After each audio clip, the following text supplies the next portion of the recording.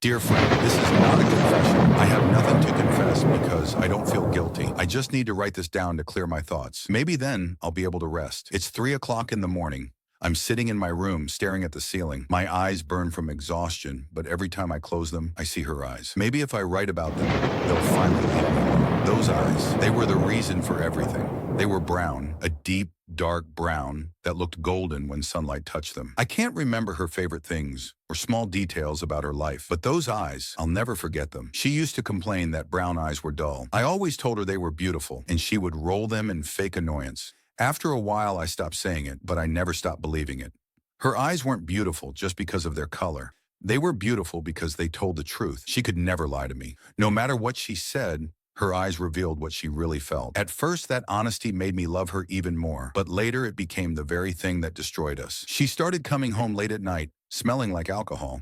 Every time I asked where she had been, she gave the same answer, with Anne. Always the same 2 words, calm, flat, final. I would ask, "Are you sure?" She'd reply, "I'm sure." Then she'd turn away and fall asleep, snoring softly. This happened every night. I went to bed early for work, and she would stumble in around 3 in the morning. I would ask, she would answer, and I would stare into those eyes that begged me to believe her. But I couldn't. I saw the truth hiding behind them. I could see him, the man she thought I didn't know about. His eyes were brown too, just like hers. At first, the anger was unbearable.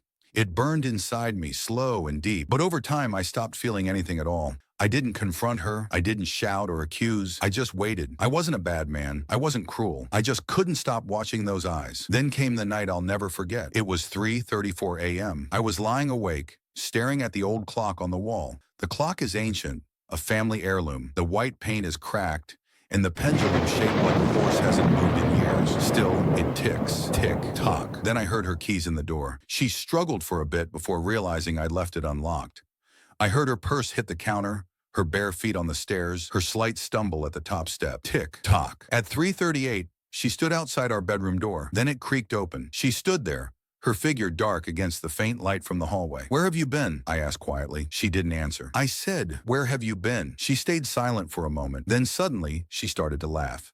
Soft at first, then louder, shaking with it. "What's funny?" I asked. Still laughing, she managed to say, "I hate that clock." Tick, tock. Then she stopped laughing and looked straight at me. I saw those brown eyes shining in the moonlight. Honest eyes. Eyes that couldn't lie. She hated my clock. Something inside me snapped. I don't know why. Maybe it was her honesty for once. Maybe it was the sound of that ticking clock. Maybe it was everything at once. All I know is that I was standing in front of her and my hands were around her neck. Tick, tock. She tried to pull my hands away, her nails digging into my skin.